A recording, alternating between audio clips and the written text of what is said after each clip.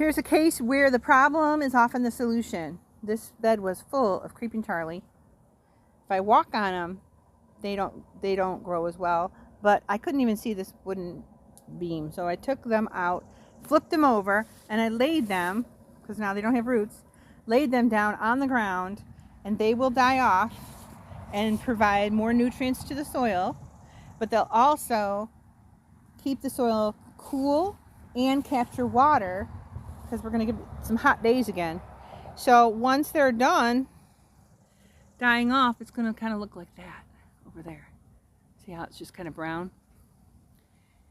And I did that all around wherever I have some things that I want to grow, like my eggplant or my horseradish or cauliflower or broccoli or cabbage. And this little butternut I'm going to let go crazy in this corner. But sometimes, yeah, that problem is the solution. So don't get too distressed. Just remember that nature hates bare soil.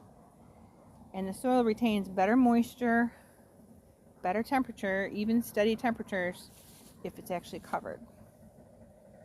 Here's another case where the problem is the solution. I have had these giant common milkweeds all over the garden in this particular bed. And that's okay. They're giving shade to the flock over there. They were giving shade to these guys over here as well. But I know, because they have had flowers and they're actually starting to go to seed, that it's time for them to go.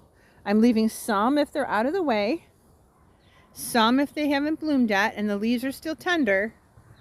Little ones like this, nice tender leaves, I'm leaving those for the monarchs because I know they'll lay their eggs on them. But I also know they're not going to lay their eggs on these. They'll come to these flowers, they're delicious, they're full of nectar, but I've got plenty of other flowers they can go to nectar for as well.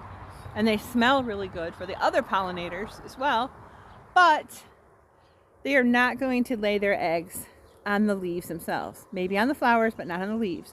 So another example of the problem is the solution is the ones that I've pulled. I already checked to make sure there were no eggs, relax, no caterpillars, and I laid them on the pathway to smother the weeds, keep the pathway clear. There's some over there as well.